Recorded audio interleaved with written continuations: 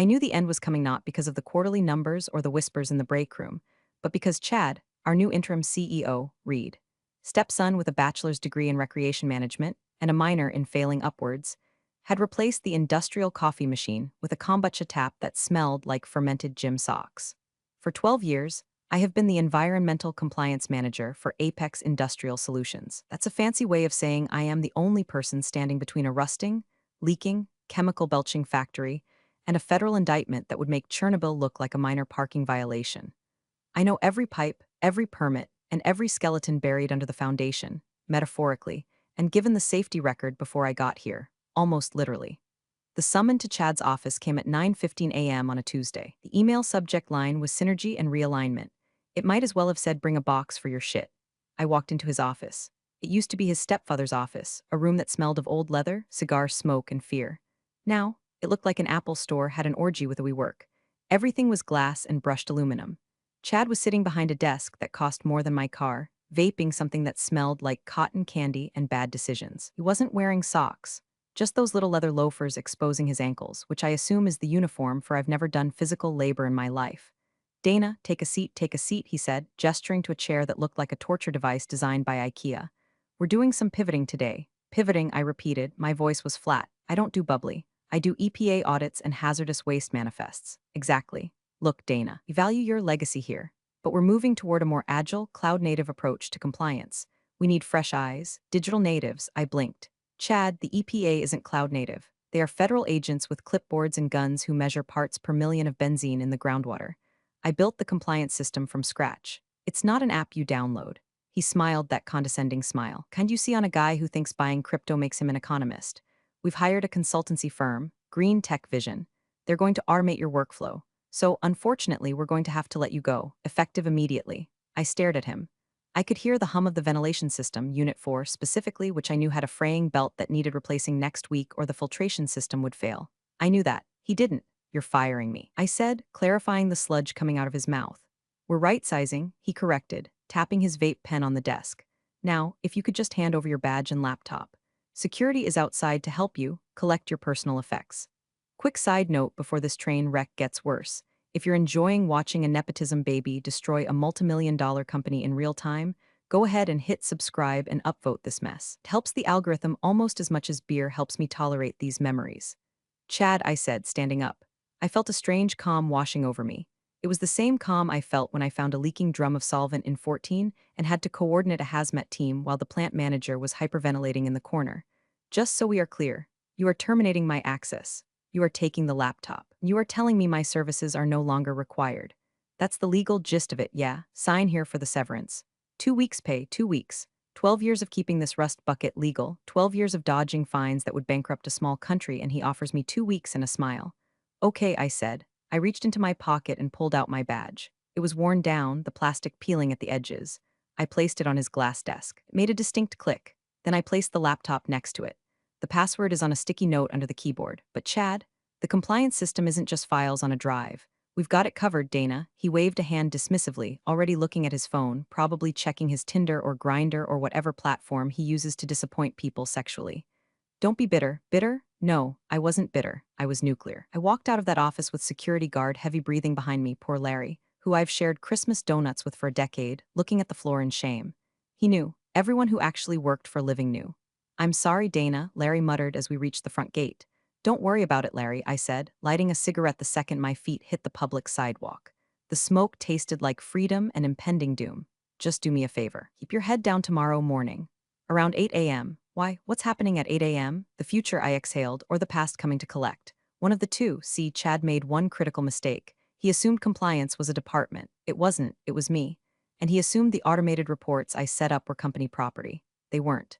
They were scripts running on my private credentials, linked to my personal encryption keys, designed to require a heartbeat confirmation every 24 hours. A dead man's switch. If I didn't log in by 7:52 a.m. to confirm I was active and employed, the system didn't just stop. Oh no, it defaulted to transparency mode. I got into my 2016 Ford Escape, the engine rattling slightly. I need to fix that mount, and looked back at the shiny glass facade of the office. Chad was probably up there high-fiving himself, thinking he just saved $85,000 a year in salary. He didn't save money.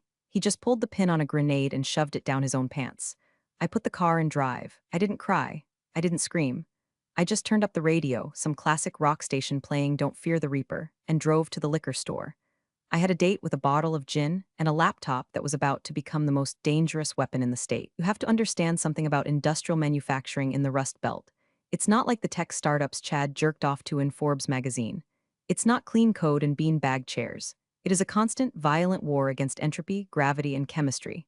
The plant, Apex Industrial, manufactures specialized coatings for automotive parts. Sounds boring, right? Wrong. To make that stuff, use chemicals with names that have more syllables than Chad has brain cells. Xylene, toluene, hexavalent chromium. Stuff that doesn't just kill you, it mutates your ghost. For the last decade, my job wasn't just filling out forms. I was the keeper of the beast. The system Chad thought he could just hand over to a consultant wasn't a piece of software you buy off the shelf. It was a Frankenstein's monster I built out of Excel macros, Python scripts, and sheer panic. He had permits from the county, the state, and the feds. Each one had different reporting thresholds. The county wanted to know if we spilled a cup of oil. The feds wanted to know if we breathed too hard near the smokestacks. I had a calendar in my head that was more complex than the Mayan apocalypse. Mondays, check the pH levels in the outflow tanks. If it's above 8.5, the city fines us $10,000. Wednesdays, audit the hazardous waste storage. If a drum has been sitting there for more than 90 days, it's a RCRA violation. $37,500 per day per violation. Fridays, the big one. The Tidal V Air Emissions Report. This is the one that tells the EPA we aren't poisoning the local elementary school.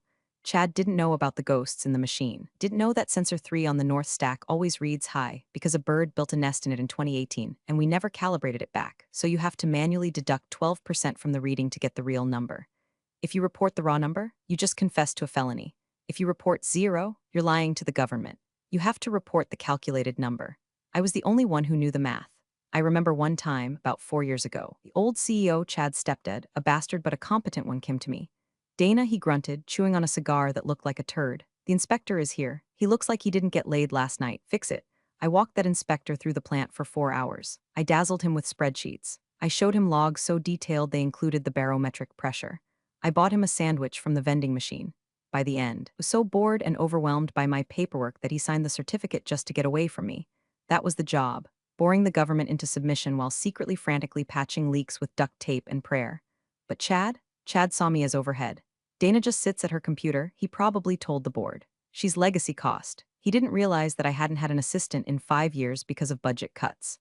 I was doing the work of 3 people. I was the environmental manager, the safety officer, and the de facto IT support for the warehouse guys because they didn't trust the actual IT department. When I got home after the firing, I sat in my kitchen. My kitchen is like me, functional, clean, and slightly outdated.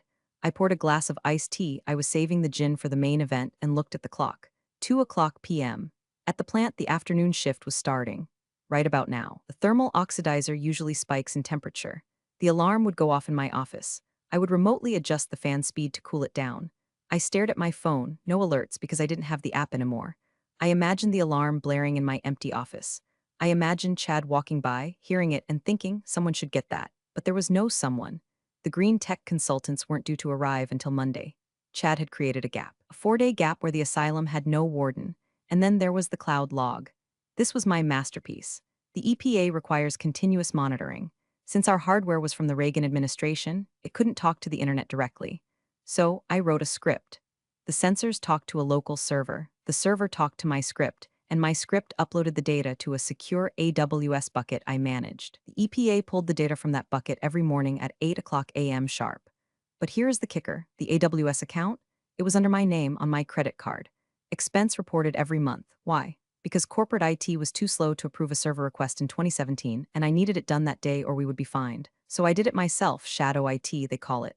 Getting shit done, I call it. Chad fired me. He confiscated my company laptop. But he didn't ask for the password to the AWS cloud account. He didn't even know it existed. So sitting in my kitchen, I opened my personal MacBook. I logged into Amazon Web Services. There it was, the dashboard, green lights flickering, the heartbeat of the factory. I could have just shut it down. I could have deleted the account. That would have been petty, but I'm not petty. I'm compliant. I looked at the scheduled tasks. Next execution, tomorrow, 07:52 a.m. Action, transmit daily compliance report to EPA Region 5 database. I clicked on the script to edit it. Usually, I manually review the data at 7:30 a.m., filter out the sensor glitches like the bird nest error, and approve the send. I disabled the manual review required checkbox. Then I disabled the error correction algorithm.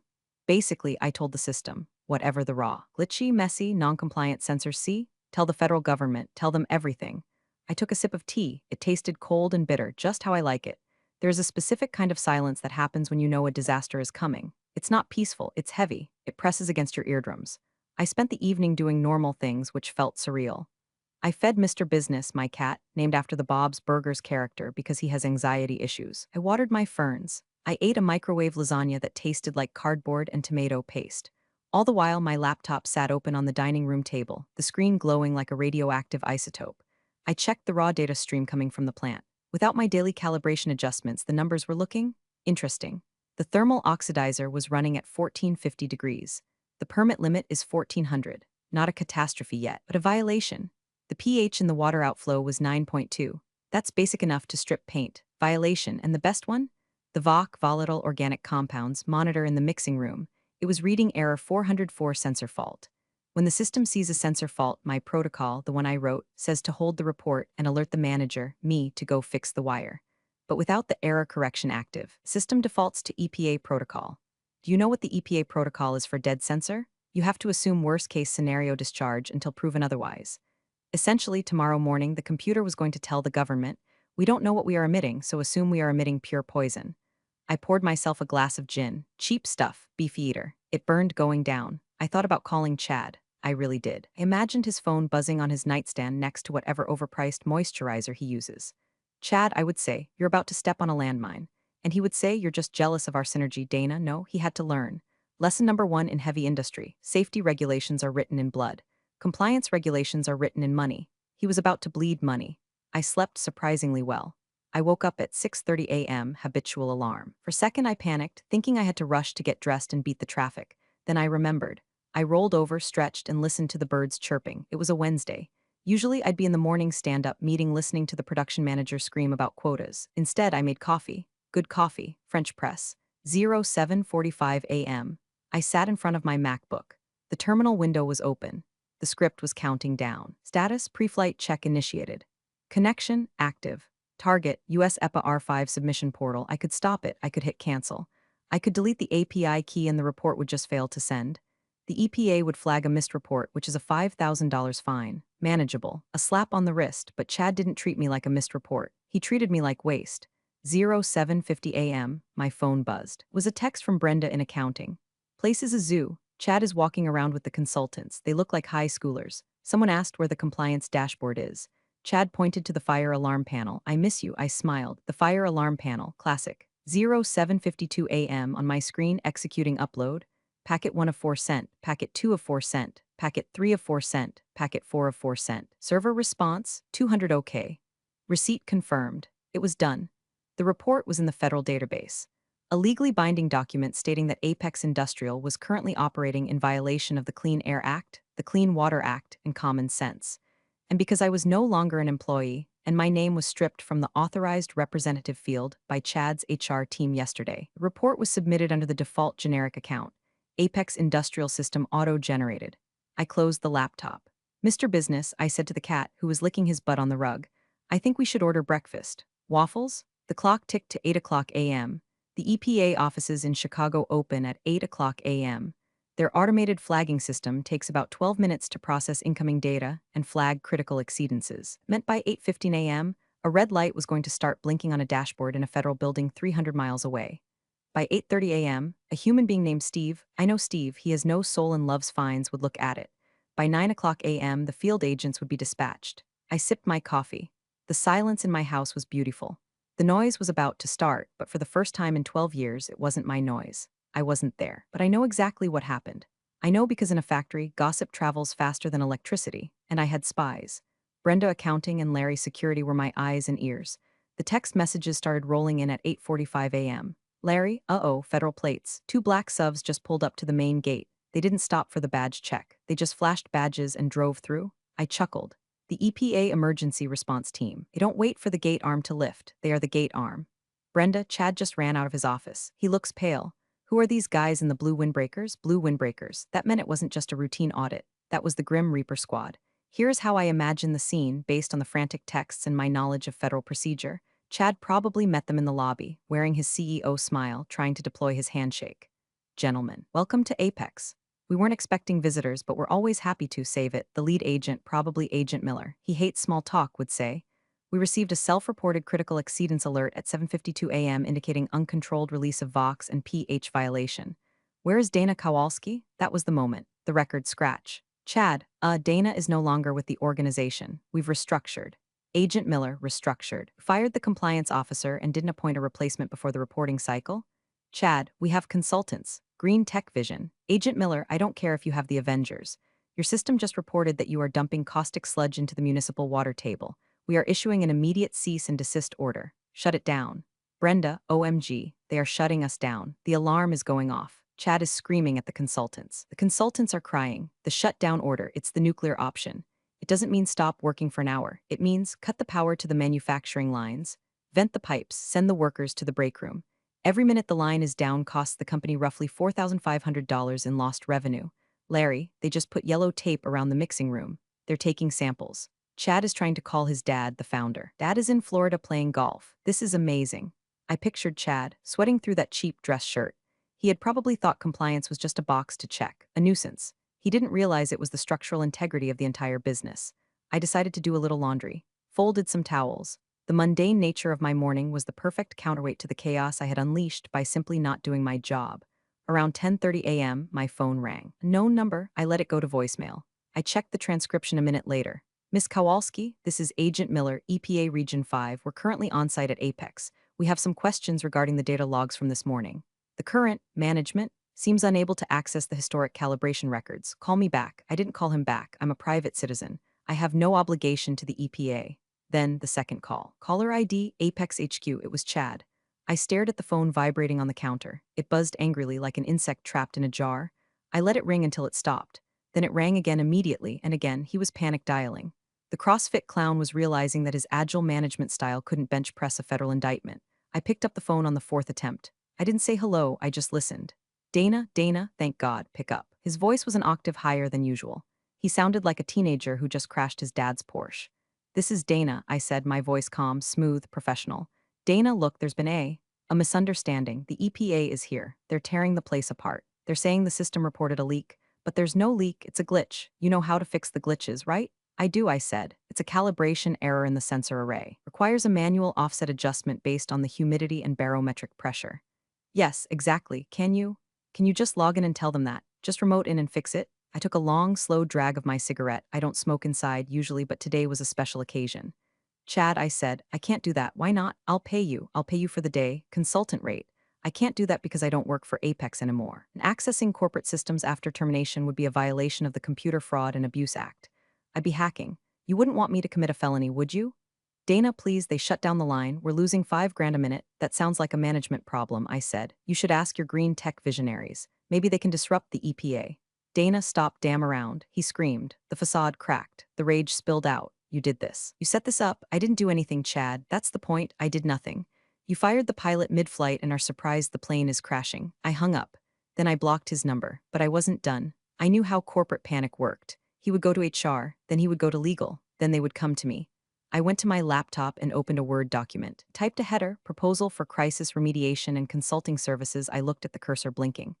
I typed, retainer fee. I paused. Originally, I was going to ask for year's salary, maybe $150K, but then I remembered his tone. Don't be bitter. I remembered the 2 week severance. I remembered the badge hitting the glass desk. I deleted the number.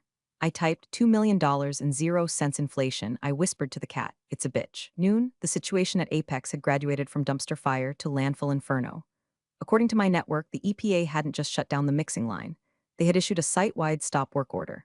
Why? Because when they asked Chad for the material safety data sheets, MSDS, for the tank farm, he handed them a binder from 2019 that I had marked obsolete/do not use in bright red Sharpie. Chad had handed the feds the wrong playbook. So the feds assumed the worst. They cordoned off the warehouse. Larry, it's a parking lot out here. We got 18-wheelers lined up down the street. Drivers are pissed. They're honking. It sounds like a geese orgy. I knew those drivers. They get paid by the mile. If they're sitting there losing money, and if they're losing money, they're calling their dispatchers. And their dispatchers are calling Apex's customers. Hey, Ford Motor Company, yeah, your coding shipment is stuck behind a federal blockade. The ripple effect was beautiful. It was the butterfly effect if the butterfly was a 45-year-old woman in sweatpants drinking gin. Around 1 o'clock p.m., I got an email, not from Chad, from Linda. Linda was the HR director. Linda was the kind of woman who had live, laugh, love stenciled on her office wall, but would deny your bereavement leave if your mother died on a Tuesday. She was Chad's enabler-in-chief. Subject, urgent, exit interview and intellectual property Dana. It has come to our attention that you may be withholding critical company passwords and proprietary data configurations. As per your employment contract, all intellectual property belongs to Apex. We require you to immediately provide the administrative credentials for the EPA reporting gateway. Failure to comply will result in legal action. You're praying you make the right choice. Linda praying, classic Linda. I didn't reply immediately. I let it sit. I wanted them to sweat. I wanted them to hear the silence of the factory floor, which is the most expensive sound in the world. I took a shower. I used the expensive scrub. I took my time shaving my legs. I put on a face mask. Self-care is important when you are besieging a fortress. At 2:30 p.m., I opened my laptop again. I replied to Linda. Linda, I am not withholding anything. I returned all company property, laptop, badge yesterday. The passwords you are referring to are for a cloud architecture system that resides on my personal AWS account, paid for by my personal credit card, which I created because your department denied my budget request for a server in 2017. See attached email chain. This is not company property. It is a third-party service provider. That provider is me. I am open to discussing a transfer of ownership. However, I am currently fully booked with other projects, laundry. Best, Dana. I attached the email from 2017 where the old IT director, Linda's nephew, surprise, surprise, told me, we don't need cloud servers, Excel is fine, receipts. I had receipts for days. I had receipts that were older than Chad's career. 3 o'clock p.m. The Slack channels, which I could no longer see, but Brenda was screenshotting for me, were melting down. Sales VP, Ford just called. They're threatening to pull the contract. Tell me we are running. Ops manager, we are dead in the water. The EPA guy is putting a padlock on the breaker box. Chad, everyone remain calm. We are leveraging a solution. Leveraging a solution. God, he was a parody. Then the realization hit them. I know the exact moment it happened because Brenda sent me a picture of the conference room. It was Chad, Linda, and the corporate counsel, a guy named Gary who looked like a depressed basset hound. They were staring at a whiteboard. On the whiteboard, someone had written, only Dana knows. It wasn't just the password. It was the logic. Even if I gave them the password, they wouldn't know which numbers were real and which were glitches. They wouldn't know the bird nest coefficient. They wouldn't know that tank 4 reads 10% lower than tank 5 because of the sediment buildup. If they turned the system back on without me, it would just scream violation again. They needed the operator, not just the keys. The sun started to dip lower. The shadows stretched across my living room. The factory had been down for 6 hours. Estimated loss, $1.6 million in production, plus potential EPA fines of $50,000 per day, plus the breach of contract with Ford. They were bleeding out, and I was the only tourniquet in our state. My phone rang again. Caller ID Apex Legal Department. Gary, I picked up. Hello, Gary. Dana. Gary sounded tired. He sounded like a man who knew he was defending a circus. Look, we've reviewed the AWS situation. You're right, it's gray area. The company technically didn't pay for the hosting. It's not gray, Gary. It's black and white. It's my server. Okay, fine. What do you want? Chad is not in a good headspace. We need to resolve this. Today, I have a proposal prepared, I said. I'm sending it to your inbox now. I hit send on the PDF. Remediation strategy proposal Kowalski PDF, Gary, I said while he presumably opened the file. Make sure you're sitting down. I heard the click of a mouse. Then silence, a long, heavy silence, then a cough. Dana, this is $2 million. It is. Agreed cheerfully. Extra pickles. No remorse, this is extortion. No, Gary, extortion is demanding money for nothing. This is a consulting fee for specialized, niche expertise required to save a $50 million company from federal seizure. I'm actually giving you a discount. If the EPA revokes the Title V permit, you lose the license to operate permanently. What's the company worth then? Scrap metal value? He breathed heavily. I can't authorize this. Then call Chad's dad in Florida. Interrupt his golf game. Tell him his stepson drove the bus off a cliff and I'm the only one with a tow truck. I'll call you back. He hung up. I walked to the window. I could see the smoke rising from the direction of the industrial park. Except today there was no smoke. The stacks were cold. The sky was clear. It was the prettiest sunset I'd ever seen. I made myself a sandwich, ham and cheese on rye. I ate it slowly, standing over the sink, watching the birds in the backyard. I was in no rush. Every minute that ticked by was another $1,000 of leverage. 5:15 p.m. The phone rang. It wasn't Gary. It wasn't Chad. It was a Florida area code. The founder, big boss, Todd. Todd was a hard ass. He was the kind of guy who smoked inside the plant in the 80s and poured used oil on the weeds. But he respected strength. He hated weakness. And right now, his company was looking very weak. I wiped the crumbs off my face and answered. Hello, Todd. Dana, his voice sounded like gravel in a blender. What the hell is going on? I'm on the 14th hole and I get a call saying the feds have taped off my loading dock.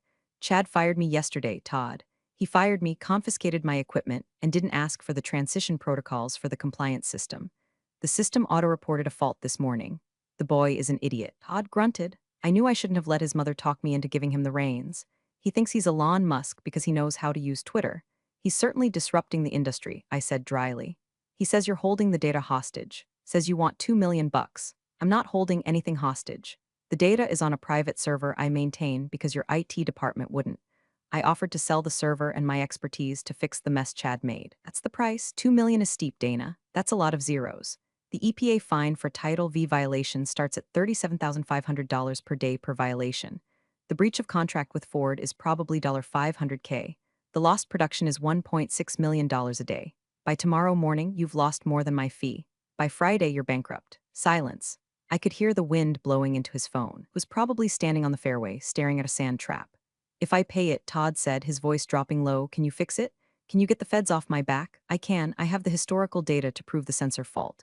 I can generate a corrected report, file an amendment with the EPA, and walk Agent Miller through the logs. I can have the stop work order lifted by Thursday afternoon. And Chad, that's your problem, Todd. But if I come back, he doesn't speak to me. He doesn't look at me. If he vapes in my direction, the price doubles.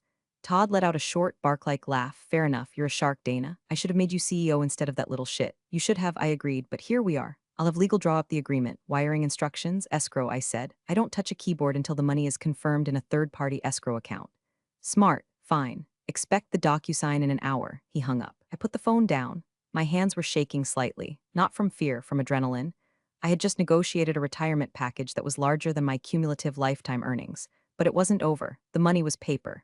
The satisfaction, that was going to be in the execution. 6:30 p.m., the DocuSign arrived. Consulting agreement and IP transfer. Clause 1, payment of $2 million and 0 cents upon execution. Clause 2, consultant Dana agrees to remediate EPA violations. Clause 3, non-disparagement mutual. I signed it. I watched the little green bar complete. 7:00 p.m., my bank called the private client line, which I assume they routed me to once they saw the pending escrow notification. Miss Kowalski, we have a large incoming wire pending verification. It's legitimate, I said. Clear it. 7:45 p.m. I got into my car. I put on my work boots, the steel-toed ones with the chemical stains. I put on my old Carhartt jacket. I wasn't going in as an employee. I was going in as the cleaner. I drove to the plant. The parking lot was empty except for the security guard, Chad's Tesla, and the two black SUVs still parked by the door. Larry was at the gate. He looked tired. When he saw my car, his face lit up. He opened the gate before I even swiped. Miss Kowalski, you're back. Just visiting, Larry, I said, rolling down the window, just visiting. I pulled up to the front door. Chad was waiting in the lobby. He looked like he had aged 10 years and 10 hours. His shirt was untucked. His hair was messy. He looked at me with a mix of hatred and desperation. You really did it, he hissed as I walked in. You really fleeced us. I stopped. I looked him up and down. Chad, I said, my voice echoing in the empty lobby. I didn't fleece you. I charged you a stupidity tax. And you're in a high bracket. Just fix it, he muttered, turning away. Lead the way, I said, and get me a coffee, black, no kombucha. The conference room smelled like stale pizza and panic sweat. Agent Miller and his partner, a woman named Agent Rossi, were sitting at the table with laptops open. Legal Gary was there, looking like he wanted to crawl into a hole. When I walked in, Miller looked up. Miss Kowalski, he said. He didn't smile, but his shoulders relaxed. About time. These clowns, he gestured vaguely at Chad, tried to tell me a fluctuating voltage in the thermal oxidizer was a feature. Good evening, Agent Miller, I said, setting my MacBook down on the table. I didn't look at Chad. I plugged into the projector. So I began projecting my screen. Here is what happened. At 7:52 a.m., the system auto-reported raw data because the calibration algorithm was disabled. Why was it disabled? Because it requires a manual user authentication from a qualified compliance officer. Since I was terminated, no authentication occurred. I pulled up the graph, a jagged red line spiking up and down. This, I pointed to the spike, looks like a massive release of Vox, but look at the correlation with the humidity sensor. I overlaid a blue line. It matched perfectly. The sensor isn't shielding properly. When humidity hits 80%, which it did this morning, the sensor shorts. It reads high. It's a false positive. We've had a work order in to replace the shielding for 6 months. I shot a glance at Chad, denied due to budget constraints. Miller nodded. I see the correlation. Do you have the manual stack tests to back up the false positive theory? I do, I said. I have daily manual stack tests for the last 3 years stored in the cloud archive. I clicked a folder. Thousands of files appeared, organized by date, time, and technician signature. The room went silent. The sheer volume of data was overwhelming. It was a wall of diligence. Agent Rossi squinted. This is incredibly thorough. I take my job seriously, I said, unlike some people. I spent the next 2 hours walking them through the data. I reconstructed the morning's events minute by minute. I proved, mathematically, that no poison was released. I proved that the pH spike was a sensor drift caused by lack of cleaning, again, maintenance budget cut. By 10 o'clock p.m., Miller closed his laptop. All right, he said, I'm satisfied. The data supports a sensor failure, not a release event. We're lifting the cease and desist, pending a physical sensor replacement within 24 hours. He looked at Chad. Your lucky son, if she hadn't kept these logs, I would have condemned this building. Chad didn't say anything. He was staring at the table. He looked small. The CEO costume had fallen off, leaving just a scared kid who realized the world wasn't an app. Thank you, Agent Miller, I said. As the agents packed up to leave, I turned to the green tech consultants who had been hiding in the corner. Boys, I said, you want the credentials for the system so you can take over. He nodded eagerly. Great. I wrote a username and password on a sticky note. User, admin pass, you need Dana 1. I slapped the note on the glass table. The code is in Python. It's about 40,000 lines, no comments. Good luck. Their faces dropped. They knew I knew. Without the architect, the blueprint is just a drawing. I unplugged my laptop. The room was quiet. Chad, I said. He looked up. My contract stipulates that I provide a remediation plan. I just did. The EPA is leaving. You can turn the power back on. Dana, he started, his voice cracking. Maybe we acted too hastily if you want to stay on. As a consultant, I laughed. It was a harsh, barking sound. Stay? Chad, I just made $2 million in 4 hours. I'm not staying. I'm going to Disney World, or maybe I'll just go home and sleep for a week. But I am definitely not fixing that sensor for you. You have 24 hours. Better get a screwdriver. I walked out. I didn't look back at the glass office.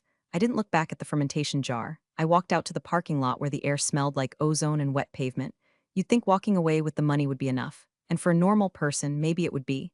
But I've spent too many years breathing fumes. I have a toxic streak. The next morning, Thursday, I didn't have to wake up. But I did. I sat on my porch with coffee and checked my bank account. The zeros were there. Beautiful, round, comforting zeros. But then I checked LinkedIn. Chad had posted, proud to announce a successful navigation of regulatory challenges at Apex. Agile leadership means adapting to the storm. #leadership #grindset. He was spinning it. He was taking credit for my rescue. Oh, hell no, I whispered. See. Part of the access I gave the consultants included the email archives.